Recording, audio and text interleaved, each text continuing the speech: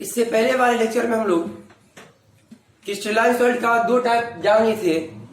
उसमें जाने थे आयनिक सॉलिड और मॉलिक्यूलर सॉलिड के बारे में।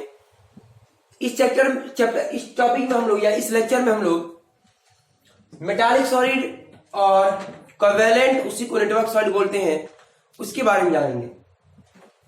तो मेटालिक सॉलिड जो है वो क्रिस्टलाइन सॉलिड है जिसमें कंस्टिट्यूएंट पार्टिकल जो होता है वो मेटल एटम होता है। मेटल जिसको हिंदी में हम लोग धातु बोलते हैं। और जो पीरियोडिक टेबल पढ़ाए होंगे तो आप लोग जो पढ़े होंगे तो ये पता होगा कि एस ब्लॉक डी ब्लॉक का जितना भी एलिमेंट है सारा मेटल होता है। और जितना भी मेटालिक सॉलिड होगा सबका कंस्टिट्यूएंट पार्टिकल मेटल होगा। और मेटल का जो कर्नल इलेक्ट्रॉन होता है उसके चलते जो एटम के बीच में इंटरमॉलिक्यूलर फोर्स काम करता है जिसको हम लोग मेटालिक बॉन्ड बोलते हैं। तो इस मेटालिक सॉलिड में जो है इंटरमॉलिक्यूलर फोर्स जो होता है वो मेटालिक बॉन्ड होता है।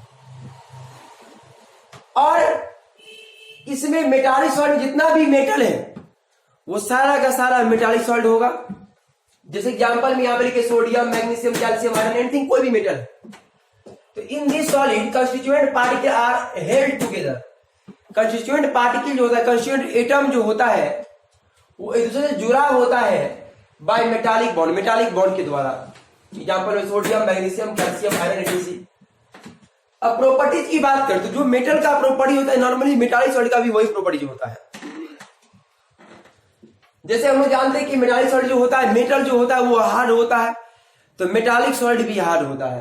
तो metallic solid are hard as well as soft. कुछ सॉफ्ट भी जैसे कि मरकरी जो है मेटल है लेकिन तो सॉफ्ट होता है। तो मेटालिक सॉलिड जो है हार्ड भी होता है और सॉफ्ट भी होता है। हम जानते हैं मेटल में फ्री इलेक्ट्रॉन होता है, इसके चलते वो जो है गुड कंडक्टर होता है इलेक्ट्रिसिटी का और हीट का। तो मेटालिक सॉलिड भी जो है वो भी गुड कंडक्टर होता है हीट एंड इलेक्ट्रिसिटी का। हम जानते हैं मेटल को पीट के पतला चादर बना सकते हैं और खींच के वायर बना सकते हैं, जिसको हम लोग इंग्लिश में डक्टाइल और मेलिएबल बोलते हैं। मेलिएबल मतलब पीट के पतला सीट चादर बना सकते हैं मेटल का, धातु का। तो मेटल जो होता है मेलिएबल और डक्टाइल होता है। ये प्रॉपर्टी था मेटालिक सॉलिड का। अब दूसरा है कोवेलेंट, उसी को नेटवर्क बोलते हैं। नेटवर्क का मतलब समझते हैं। नेटवर्क का मतलब है जटिल, काफी कॉम्प्लेक्स। जैसा नाम है वैसे एग्जांपल से आपको पता चल जाएगा।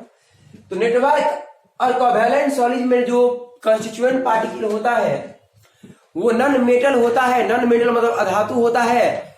और उसके बीच में जो बॉन्ड होता है वो कोवेलेंट बॉन्ड होता है। और कोवेलेंट बॉन्ड जो बनता है दो एटम के इलेक्ट्रॉन के म्यूचुअल शेयरिंग से। म्यूचुअल का मतलब होता है एक दूसरे के साथ साझा करना। तो जब दो एटम एक दूसरे के साथ इलेक्ट्रॉन का म्यूचुअल शेयरिंग करता है तो कोवेलेंट बॉन्ड बनता है। और इस कोवेलेंट सॉलिड में बॉन्ड जो रहेगा नॉन मेटल एटम के बीच में वो कोवेलेंट बॉन्ड होता है। तो in covalent solid constituent particle are non metal होता है एंड हेल्ड टुगेदर, एक दूसरे से जुड़ा होता है by covalent bond, covalent bond के द्वारा जुड़ा होता है। इसी को हम लोग जेंट मॉलिक्यूल भी बोलते हैं। कोवेलेंट सॉलिड को जो है उसको जेंट मॉलिक्यूल भी बोला जाता है। और उसका प्रॉपर्टी देखिए, कोवेलेंट बॉन्ड जो होता है वो भी काफी स्ट्रांग होता है, मजबूत होता है। इसके चलते कोवेलेंट सॉलिड जो है वो हार्ड होता है। Covalent crystal are hard. और हार्ड सब्सटेंस का मेल्टिंग और बॉइलिंग पॉइंट तो हाई होता है, हम पहले जानते हैं। तो कोवेलेंट सॉलिड का जो है मेल्टिंग और बॉइलिंग पॉइंट हाई होता है। It having very high melting and boiling point. उसके बाद इसमें कोई आयन का फॉर्मेशन नहीं होता है, ना ही फ्री इलेक्ट्रॉन होता है। इसी चलते ये जो होता है poor conductor, very very poor conductor. या फिर जो है नेटवर्क सॉलिड या कोवेलेंट सॉलिड में जो होता है फ्री इलेक्ट्रॉन नहीं होता है, इसके चलते, और ना ही आयन ही बनता है, इसीलिए ये पुअर कंडक्टर है। या फिर इंसुलेटर, कुचालक होगा। जैसे डायमंड हो गया, कार्बोनेटम हो गया जिसको सिलिकॉन कार्बाइड भी बोलते हैं हम लोग, बोरॉन नाइट्राइड हो गया, Bn सिंबल है उसका। तो ये सब जो है कोवेलेंट सॉलिड का एग्जांपल है।